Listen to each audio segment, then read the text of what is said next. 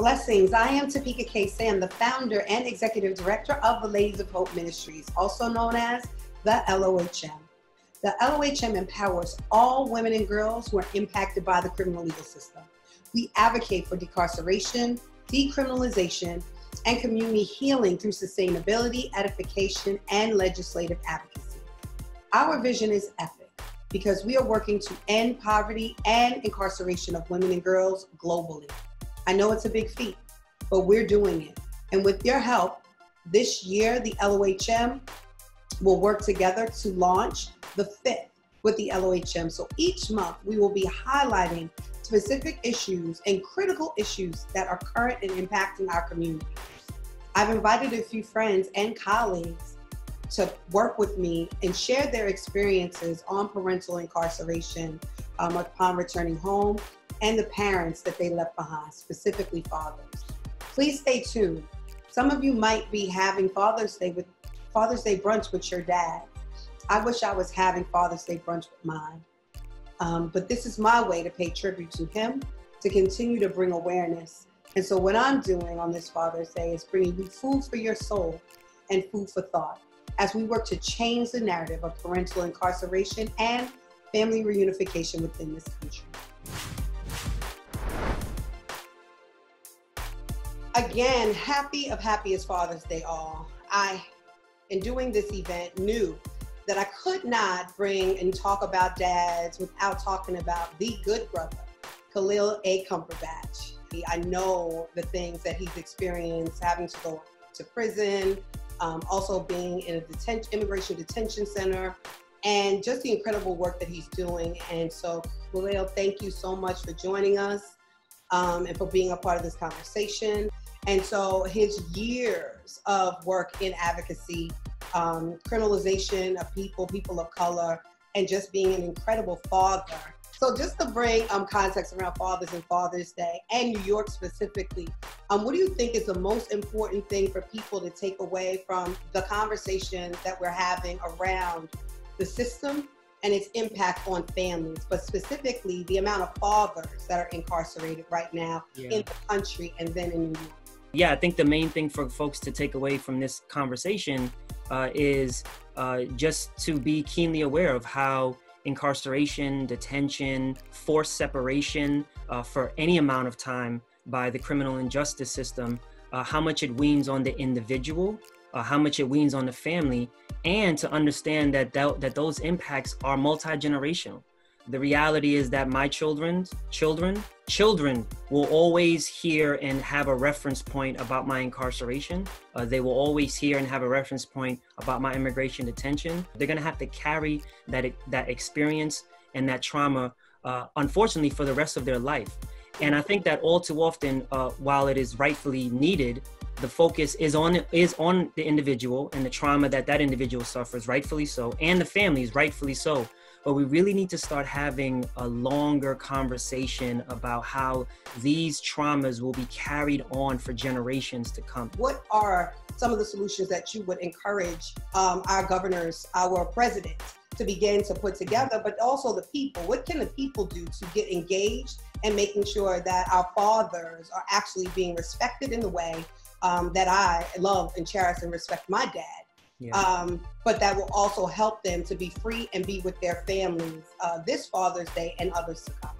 I would love to see governors say, you know, for Mother's Day and Father's Day and for certain other holidays of the calendar year, we're going to make sure that we are supporting families to be united in this time, whether it's free trips that are at the expense of docs, bus rides, van services. All phone calls should be free on those respective days. Until we get free phone calls in the systems in general, I would love to see governors say, here's an executive order. I'm telling my commissioner of docs, or whatever the equivalent title is, that on these days, individuals should have free access to their families. Long term, I think that we really do need to have a very serious, in-depth conversation about what policing looks like in this country. We have for centuries been sold a false product that somehow law enforcement, as we understand it today, is there to protect and serve. The reality is that that's not the case. What we're seeing now is the unfolding, the lifting of the veil of what communities of color have been saying law enforcement have been for centuries. And the only reason that people are upset now is because it's being televised. And so the reality is that we really do need to have a serious conversation about how we not only defund police, but how we destructure an entire criminal injustice system that wouldn't know justice if it walked up, slapped him on the face, and bit him on the arm. So we have to really rethink how we're going to talk about policing, how we're going to talk about how those tactics impact communities of colors the harshest, and talk about how mass incarceration is a subset of what we're seeing now when we see brutality being put forth by law enforcement. Well, thank you so much, Khalil. It's so great to kick this day off with you, because you just laid a specific context around what's happening in the country and how people really need to look at people as people, humanizing people, and making sure that on this Father's Day, we're thinking about the millions of men that are engaged in the system and the millions of families, women, and children that are impacted because of it. Thank you, Topeka, for doing this. It's an extremely important conversation, especially in light of the context that we are in currently as a country. So thank you so much. Love to you. My wife says hello and sends her love as well. And Ayana is calling you Miss Topeka every single time she sees you anywhere. So you have a lifelong fan in her. So all right. All right. Thank you, sis. All right. Love you. Love Bye-bye. you. What I love about my dad is he's funny, he's crazy, he's loving to me, he's kind to me. He shows me what a dad figure should be to his son or his daughter. What I miss about my dad is we used to do everything together. He was like my best friend. He made sure I was never bored. He made sure that I had everything to do. He just loved me and protected me. What keeps me strong right now while he's gone is knowing that we're gonna make more memories in the future, and thinking about our old memories and how he was such a good father to me. And I want to say Happy Father's Day to my dad, and I want to say Happy Father's Day to every other dad out there. Oh, again, Happy Father's Day. You know, I was a little bit taken aback thinking that today being Father's Day and this being my first Father's Day without my dad, that this was going to be difficult, but I'm just grateful that we were able to put this together and share these stories from incredible fathers. But also, I have an incredible mom, Monica Banks, who's joining us to talk about her experience being a mother, but also the father of her son, Jay, who was also incarcerated with her at the same time.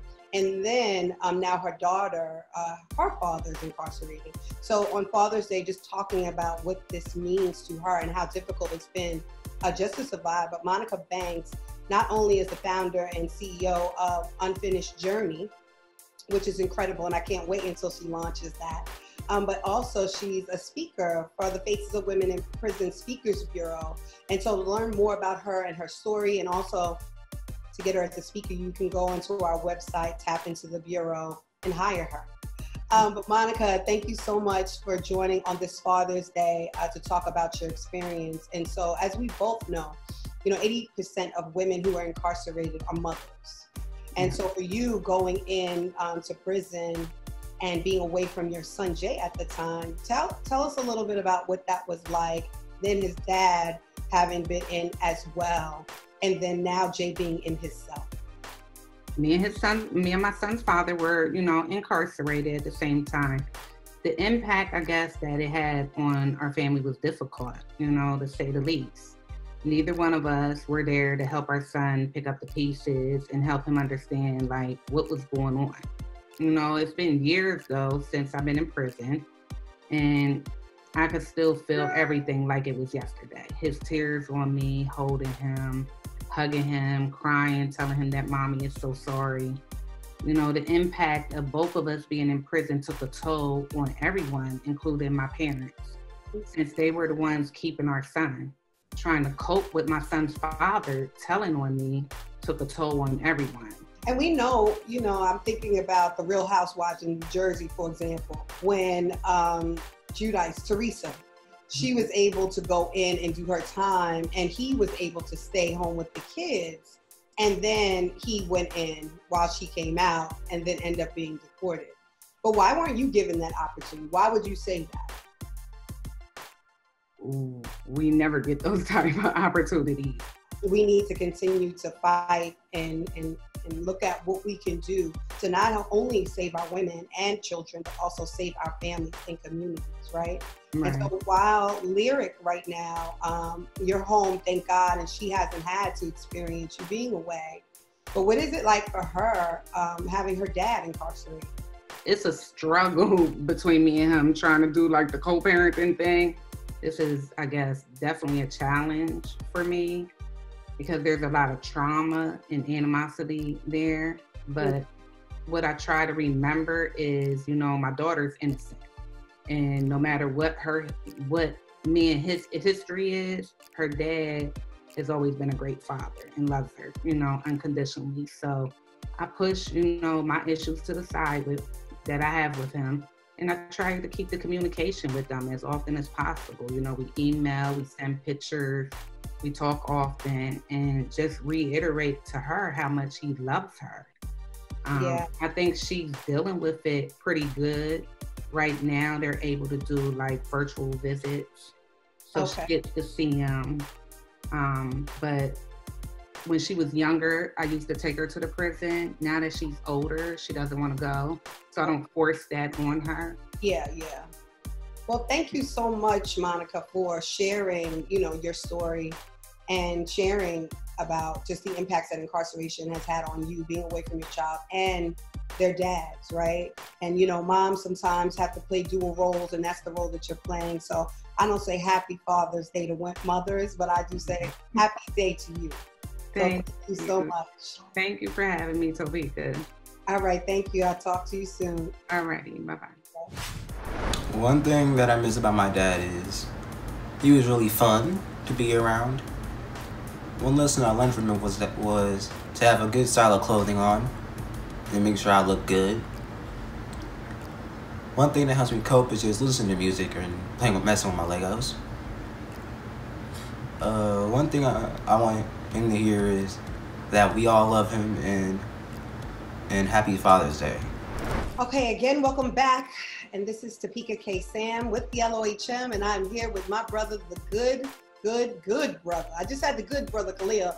That was the good brother, Louis L. Reed. Lou, thank you so much for joining us on this Father's Day, and wanted you a part of this conversation as a child who had both of their parents incarcerated and what that was like for you, and then yourself being incarcerated and then being away from your children. So when I was approximately 6 or 7 years old, both of my parents were incarcerated, and they were sentenced to a term of imprisonment of approximately 5 to 7 years, my mom receiving the lesser sentence. And I was raised by my maternal grandmother.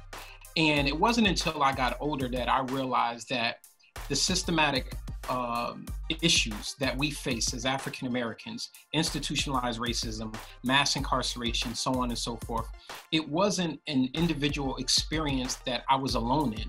Many of my friends whose house I used to stay over and, you know, that I used to play with, there was a father that was absent, and we just never had those conversations like, hey, where is your dad? And then so when you fast forward to when I'm approximately 24 years old, and I'm sentenced to a term of imprisonment that's 16 years, you know, approximately 14 of which that I had to serve. Right. Here it is, that intergenerational pathology that's being perpetuated. My children are on buses. And I remember one time distinctly, Topeka, where my daughter, who's about 5 years old at the time, she came to see me and she had stretch pants on. And you have to keep in mind that they took this long, arduous trek up to New York on a bus because, you know, most people in New York City, they don't have cars, they take mass transit. And I remember my daughter had stretch pants on, and they denied me a visit because my 5-year-old daughter had stretch pants on. And they said that that was too provocative. And I remember having this righteous indignation inside of me, saying that I never wanted to put my children through that again. I immediately, at that point in time, it was a moment of clarity where I was just determined to break that generational pathology.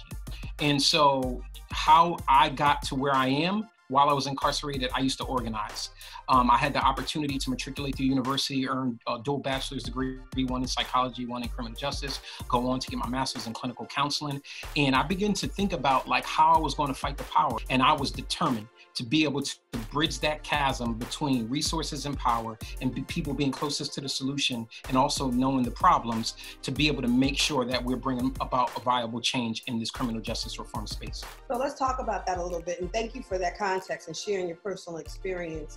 What other things do you think that we could implement that would help people understand what's happening around families, what's happening to fathers, being away from their children, and how is that impacting our women and girls? What do we need to do? Well, first and foremost, we don't need to be locking up as many black folks in this country as we do. You know, if we're going to be talking about systemic change and systemic reform, then we need to be looking at draconian laws that disproportionately sentence us and excessively prosecute us. That's number one. We need to make sure that those people who are in the system are out, and we need to prevent folks from going into the system. So that's the first and second thing. The third thing, for those individuals who are incarcerated, why aren't we making technology available? In the federal system in particular, they already have email. Why aren't we making video visits available for men so that they can foster relationships with their children? You know, we could even, you know, make sure that fathers are within proximity to their children, as you and I fought for during the First Step Act, making sure that people within 500 driving miles of their last known address. I think that we have to do everything that we can to make sure that families are intact, considering that the father and or the mother in many cases may not necessarily be there to nurture, to provide comfort, to be able to be that prophetic voice of guidance for those children in that home, and be able to navigate them to a space of success and not necessarily perpetuate that failure. Well, thank you so much, Brother Lou, for sharing your experience. I love you. Happy Father's Day. Thank you. Appreciate you. All right. One thing I miss about my dad is that he used to take me and my brother to the store, and then we would get snacks, and then we would go home and play the game. And also, one thing I love about my dad is his goofiness and stuff. Like, he's funny. And then one lesson that my dad taught me was always to protect my family. And my message to my dad is Happy Father's Day, and I miss you. All right, thank you everyone for tuning and continuing to tune in on this Father's Day about fathers figures with the LOHM. And so I have my little sister, Kyndia Riley, here with us, who is an incredible young woman. And just a little context on how I met her. There was a Humans of New York post that came out on Instagram around people who had severe and lengthy sentences, life sentences in the federal prison. And her dad posted about a daughter that he had. And I was like, oh my God, there's a little girl out here without her dad. I have been just with Kyndia since she was maybe 18, I think, or 17. And was blessed enough to even be there when she graduated from the University of Virginia with a dual degree. She got her undergraduate and her master's degree. And both of her parents have been sentenced to life in prison. Her mom, Sandra Rucker, just came home, thank God, and building out that relationship, Kyndia, but her dad is still there. So overall, just yet again, both my parents were incarcerated since I was 2, and my mom just came home on January 31st, but I didn't realize how much of an exhaustion, an emotional exhaustion overall, that it would be just having one parent home and still having one parent inside. And just when it was both of them, it just sort of was this normalized, this is what I go through every day. My parents call me from prison. I have to visit them in a prison. It was just a normal thing for me. But now having a parent home, emphasizes the impact that it's having on me with my father still being there. And it's just sort of really driving for me because I'm like, I need both of you home now. Well, your mom was in 21 years, and now your dad has been in about the same, right? Yep, Maybe 21, both of them. 21 years. And so for you to have had to live your life that way, what do you think that people need to really understand about those type of issues, those tolls, and how, what can we do to change that and to really just get your dad home? Right.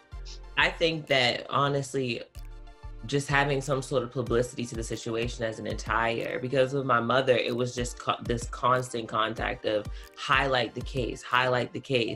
Just think about now how 21 years later, I'm still trying to find a way to advocate for someone that it's been 20 years of nonstop. They shouldn't be there. They shouldn't be there. He shouldn't be there.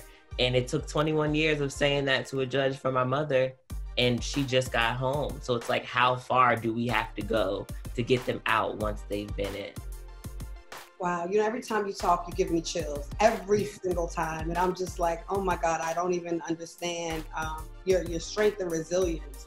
And, you know, this idea around, you know, the systemic issues or the things that can happen to a child who's been with parental incarceration, and that you, and we'll be talking to Ebony Underwood too, have just completely, you know, dispelled those myths for you to have been able to build your life in the capacity that you have and to share your story so passionate and being vulnerable. And I want you to leave the last word on, you know, what our community do, and give a word of hope to children whose fathers are presently incarcerated today on Father's Day.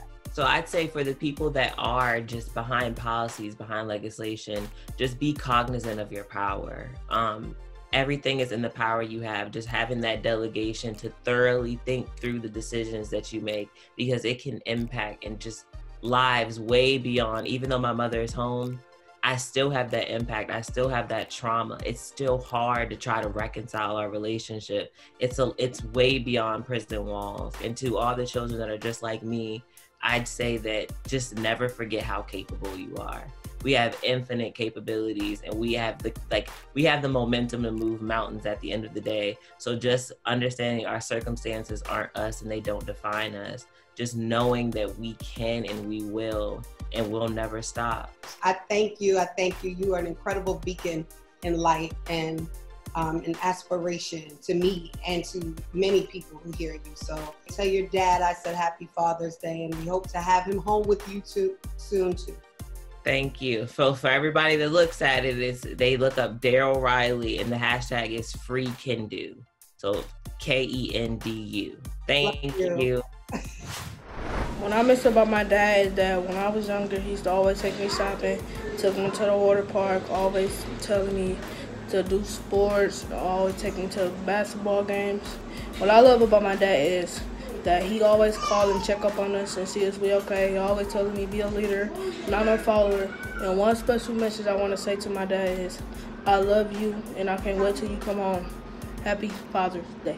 So welcome Ebony Underwood of We Got Us Now, who is my sister friend. So 32 years you've been without your father, who's been in federal prison, and which has sparked you and your family just working on legislative advocacy, trying to get him free. Thank you so much, Topeka. I appreciate you always uplifting me and my family, especially my dad, because for so much of his incarceration, there was just no room for advocacy. Like nobody was talking about this for decades, for at least 2 decades, you know, prior to me and my siblings getting into the work.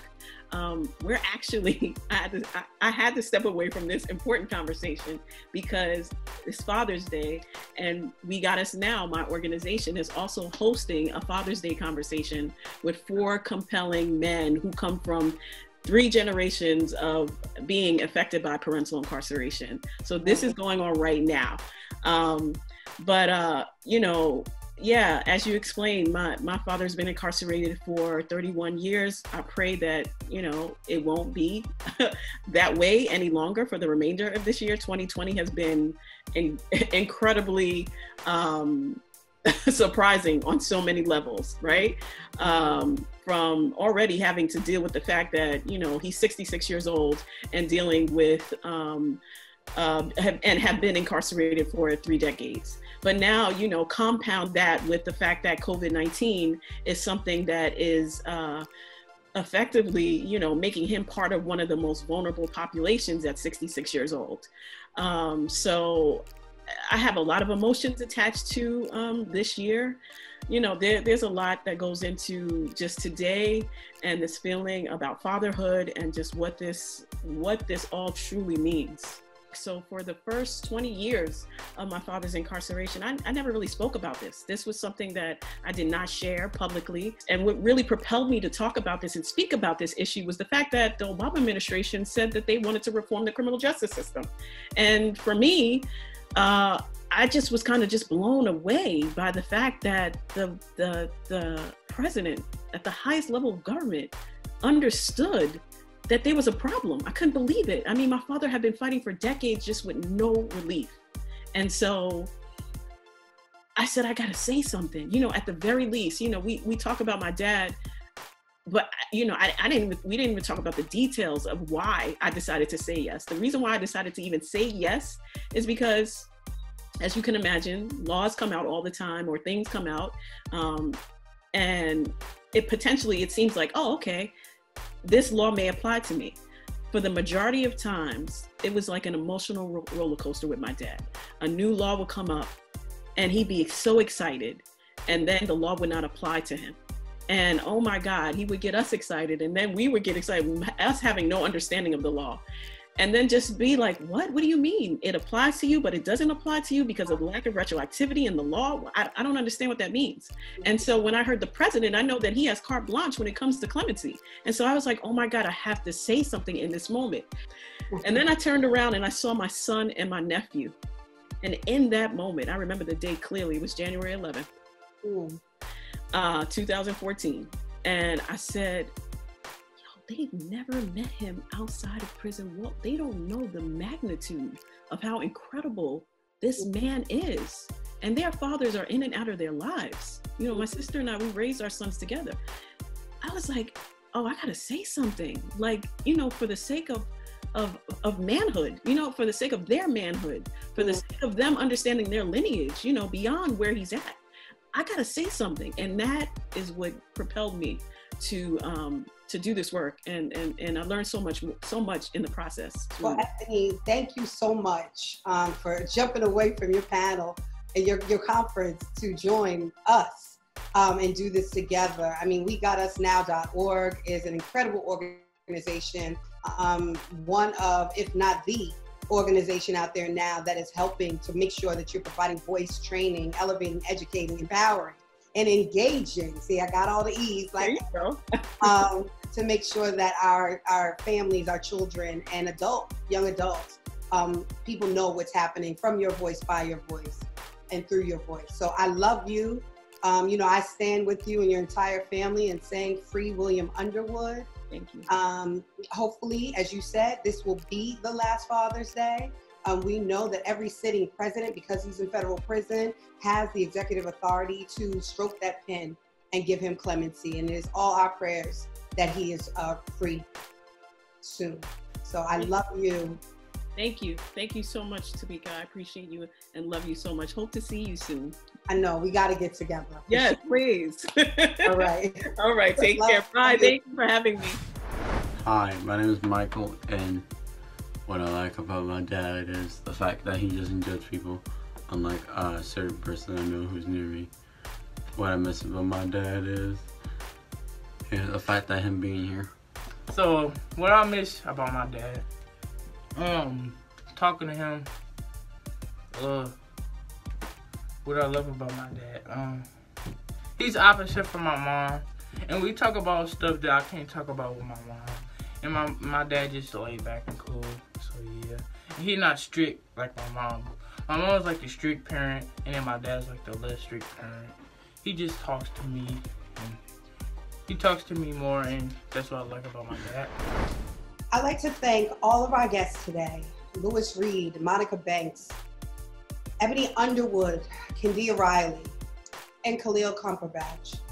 Thank you so much for lending voice to change the narrative on parental incarceration and the things that are happening amongst families with the history of incarceration in this country.